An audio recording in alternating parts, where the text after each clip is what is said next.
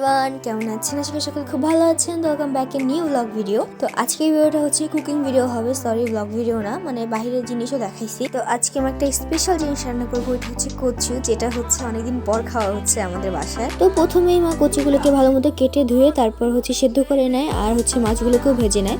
তারপর মা জল দিয়ে আর কি একদম তরকারি রান্না করার পরে 5 ফোড়ন, শুকনো মরিচ আর তেজপাতা দিয়ে ফোড়ন দিয়ে দেয়, এই যে দেখতেই পাচ্ছেন। আর তরকারিটা এতটা মজা হয়েছে বলার বাহিরে গাইস, অনেকদিন পরে খাওয়া হচ্ছিল।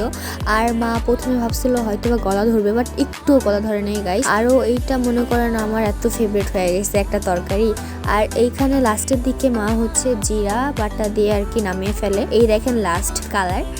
আর এইখানে হচ্ছে আমি আর মা একটু বের হই, কারণ আমাদের একটা রিং লাইট কেনার প্রয়োজন ছিল। আগেও একটা ছিল, বাট নতুন করে একটা কিনবো, তো এর জন্য বের হয়েছিলাম। আর এই দেখেন বাহিরে এত ভিড় স্টেডিয়ামের সামনে, কারণ আজকে ছিল বিপিএল খেলা।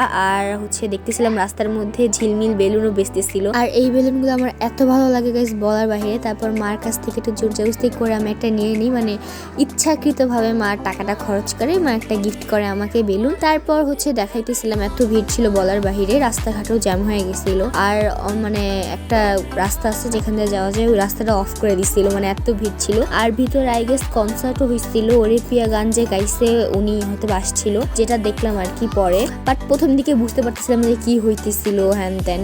তারপর এই তো রিং লাইটটা দেখাচ্ছিলাম। আর রিং লাইটের ভিডিওটা কিন্তু আমি আলাদাভাবে পোস্ট করবো, এর জন্য এই ব্লগের সাথে আমি অ্যাড করি নাই যে আনবক্সিং ভিডিও। তারপর মা হচ্ছে ফুল দেখতেছিল, ওনার ফুলের দোকান দেখলে আমার মার হচ্ছে এটা দেখতেই হবে, একটা ফুল কিনতেই হবে। কিন্তু আজকের কেনাকাটা তেমন আপনাদের কিছুই আমি শেয়ার করি নাই, কারণ এগুলা হচ্ছে শর্টস আকারে আমি ছেড়ে দিব ফেসবুকে বা ইউটিউবে, যেটাই বলেন।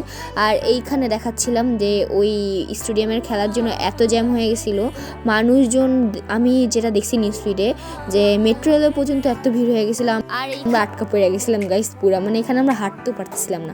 তারপর আমাদের এখানে পাশে একটা গির্জা আছে, তো ওখানে এত সুন্দর করে সাজানো হয়েছিল, ওইটাই আপনার দেখাচ্ছিলাম। অ্যান্ড বাসায় এসে চা খাই, তারপর হচ্ছে ডিম আর আলু একসাথে মিক্সিং করে হচ্ছে একটা চপ বানাই, ওইটা খাই। আর এটা হচ্ছে নেক্সট ডেতে যেই নাস্তাটা করে ওইটাই দেখাচ্ছিলাম, সিঙ্গারা বানাইছিলাম, এত মজা হয়েছিল।